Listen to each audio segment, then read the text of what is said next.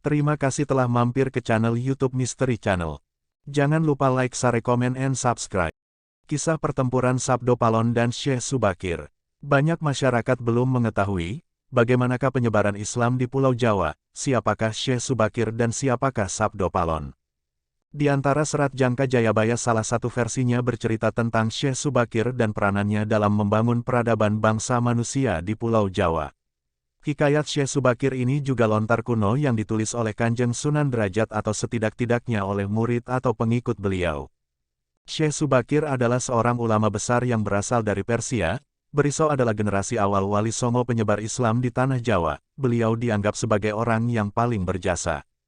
Proses Islamisasi di Jawa mengalami hambatan disebabkan kuatnya orang Jawa dalam memegang kepercayaan lama. Syekh Subakir menyebarkan Islam di Pulau Jawa bersama Wali Songo generasi awal setelah diperintahkan oleh Sultan Muhammad Al-Fatih di Istanbul, Turki. 9 ulama ini mempunyai spesifikasi keahlian masing-masing, ada yang ahli tata negara, ahli pengobatan, ahli tumbal dan lain sebagainya. Wali 9 ini dibagi menjadi 3 kelompok dan ditempatkan pada 3 tempat yang berbeda, yakni di bagian barat, tengah dan timur di Tanah Jawa. Konon hambatan penyebaran Islam di Jawa oleh keberadaan bangsa jin yang menempati setiap pulau Jawa. Bangsa jin ini dipimpin Sabdo Palon atau Kiai Semar yang bersemayam di puncak Gunung Tidar, Magelang, Jawa Tengah.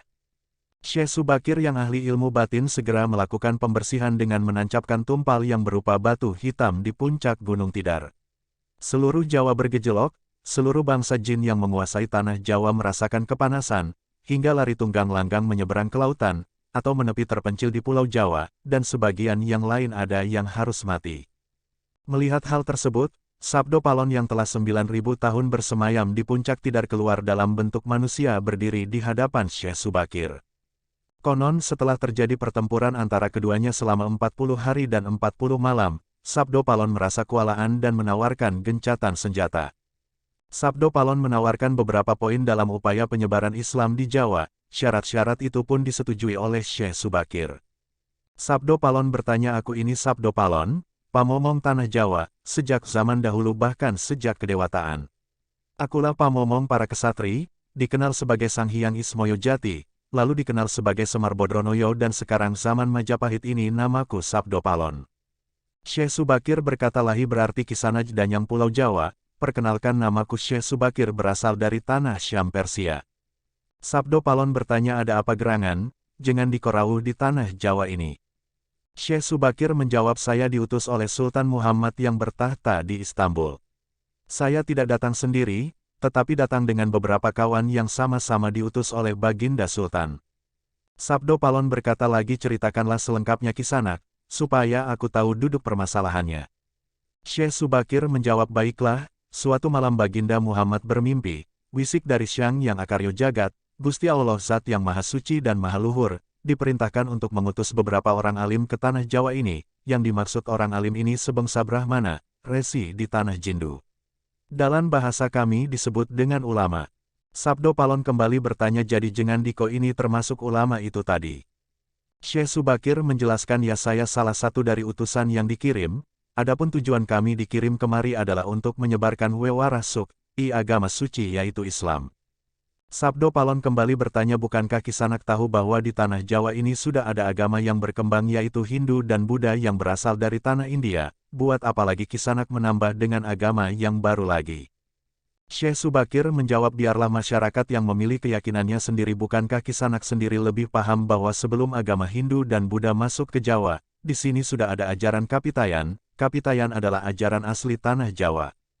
Syekh Subakir menjawab, baiklah, suatu malam Baginda Muhammad bermimpi, wisik dari Syang yang akaryo jagat, Gusti Allah Zat yang Maha Suci dan Maha Luhur, diperintahkan untuk mengutus beberapa orang alim ke Tanah Jawa ini, yang dimaksud orang alim ini sebangsa Brahmana, resi di Tanah Jindu. Dalam bahasa kami disebut dengan ulama. Sabdo Palon kembali bertanya, jadi jengan diko ini termasuk ulama itu tadi. Syekh Subakir menjelaskan, ya saya salah satu dari utusan yang dikirim, adapun tujuan kami dikirim kemari adalah untuk menyebarkan wewaras suci agama suci yaitu Islam.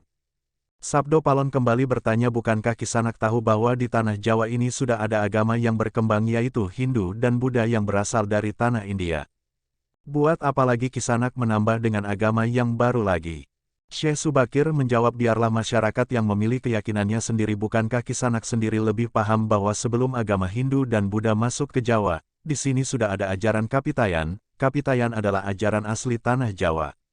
Sabdo Palon kembali berkata, ya, rupanya Kisanak sudah menyelidiki Kawulo Jowo. Di sini memang sejak zaman sebelum ada agama Hindu dan Buddha, sudah ada Kapitayan asli. Kapitayan adalah kepercayaan yang berkembang pada anak cucu di Nusantara ini. Syekh Subakir balik bertanya, jika berkenan tolong ceritakan bagaimana Kapitayan yang ada di tanah Jawa ini. Kemudian Sabdo Palon menjelaskan secara singkat kepercayaan Jawa begini, dari zaman dahulu kala meyakini ada Sang Maha Kuasa yang bersifat Tan Keno Kinoyo Ngopo, tidak bisa digambarkan bagaimana keadaannya, pencipta segala-galanya, bawana agung dan bawana alit, jagat besar dan jagat kecil, alam semesta dan alam manusia. Wong Jowo meyakini bahwa Dia yang Maha Kuasa dekat, kalau dekat dengan manusia, Dia juga diyakini berperilaku sangat welas asih. Syekh Subakir kembali berkata, itulah juga yang menjadi ajaran agama yang kami bawa, untuk memberi ageman yang menegaskan itu semua, bahwa sejatinya di balik semua yang maha wujud ini, ada Sang Wujud Tunggal, yang menjadi pencipta, pengatur, dan pengayom alam semesta. Dalam bahasa Arab disebut Al-Ahad. Dia maha dekat kepada manusia, bahkan lebih dekat daripada urat leher manusianya sendiri. Ajaran agama kamu menekankan budi pekerti kepada Allah, kepada sesama ciptaan. Lihatlah Sang Danyang betapa rusaknya tatanan masyarakat Majapahit sekarang. Bekas-bekas perang saudara, mati kelaparan, perampokan dan penindasan ada di mana-mana. Ini harus diperbarui budi pekertinya. Sabdo Palon kembali menjawab, aku juga sedih sebenarnya memikirkan rakyatku. Tatanan sudah bubrah, para pejabat negara sudah lupakan karmanya, mereka saling sikut untuk merebutkan kemewahan duniawi, para pandito juga sudah tak mampu berbuat banyak, orang kecil saling tunjang mencari pegangan. Zaman sekarang benar-benar zaman edan. Syekh Subakir kembali berkata, karena itulah mungkin Sang Maha Agung menyuruh Sultan Muhammad Turki untuk mengutus kami ke sini, jadi izinkanlah kami mengajari wewara suci di sini, di wewengkon kekuasaanmu ini. Sabdo Palon pun menjawab, baiklah jika begitu, tapi dengan syarat-syarat yang harus kalian patuhi. Syekh Subakir kembali bertanya, apa syaratnya wahai Sang Danyang tanah Jawa? Sabdo Palon menjelaskan, pertama, jangan ada paksaan agama, dharma atau kepercayaan. Kedua, jika hendak membuat bangunan tempat pemujaan atau ibadah, buatlah bangunan yang luarnya nampak cakram gaya bangunan rumah Jawa walau isi dalamnya Islam. Ketiga, jika mau mendirikan kerajaan Islam, raja yang pertama harus dari anak campuran. Maksud campuran adalah jika bapaknya Islam maka ibunya Hindu, jika bapaknya Hindu maka ibunya harus Islam. Keempat, jangan jadikan Wong Jowo berubah menjadi orang Arab atau Persia. Biarkan mereka tetap menjadi orang Jawa dengan kebudayaan Jawa walau agamanya Islam. Karena agama setahu saya adalah dharma, yaitu lelaku hidup atau budi pekerti. Hati-hati kalau sampai orang Jawa hilang Jawanya, hilang kepribadiannya, hilang budi pekertinya yang adiluhung, maka aku akan datang lagi. Ingat itu 500 tahun lagi. Jika syarat-syarat ini kau abaikan, aku akan muncul membuat goro-goro. Syekh Subakir menjawab, baiklah, syarat pertama sampai keempat aku setujui, namun khusus syarat keempat, betapapun aku dengan kawan-kawan akan tetap menghormati dan melestarikan budaya Jawa yang adiluhung ini. Namun suatu kelak ada perkembangan zaman dan ada perubahan, maka tentu itu bukan dalam kekuasaanku lagi, biarlah Gusti Yang Akaryo Jagat yang menentukannya.